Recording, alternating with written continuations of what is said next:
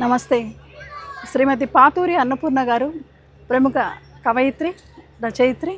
వారు నెల్లూరులో నెరసం, పెరసం వంటి సాహితీ సంస్థలలో అనేక దశాబ్దాలుగా ఎన్నో సేవలు చేస్తున్నారు. కీలకమైన బాధ్యతలు నిర్వహిస్తూ అనేక సాహితీ సేవా కార్యక్రమాలు నిర్వర్తిస్తున్నారు.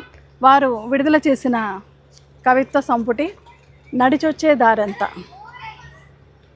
నడిచొచ్చిన దారంతా శ్రీమతి పాతూరి అన్నపూర్ణ గారు రచించిన ఈ కవితా సంపుటి నుంచి మీకు ఒక మంచి కవితని శీర్షికతో ఉన్న కవితనే మీకు వినిపిస్తాను.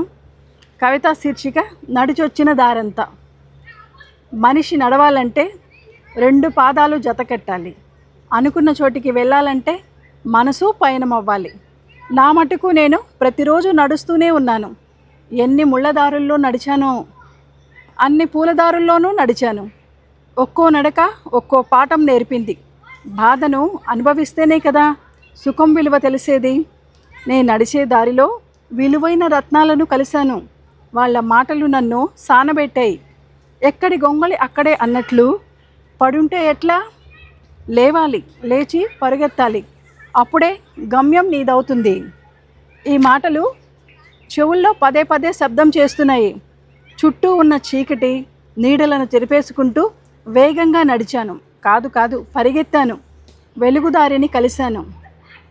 వెలుగును గట్టిగా పట్టుకున్నాను. సాధన మొదలైంది. కలలు ఆకృతిని పొందుతున్నాయి. ఇప్పుడన్నీ కొత్త ఉదయాలే, పూల పరిమళాలే. సుగంధాలను చుట్టుకున్న నేను మంచిని ప్రేమించడం మొదలుపెట్టాను. గుప్పిళ్ళ నిండా సుఖం దొరికింది.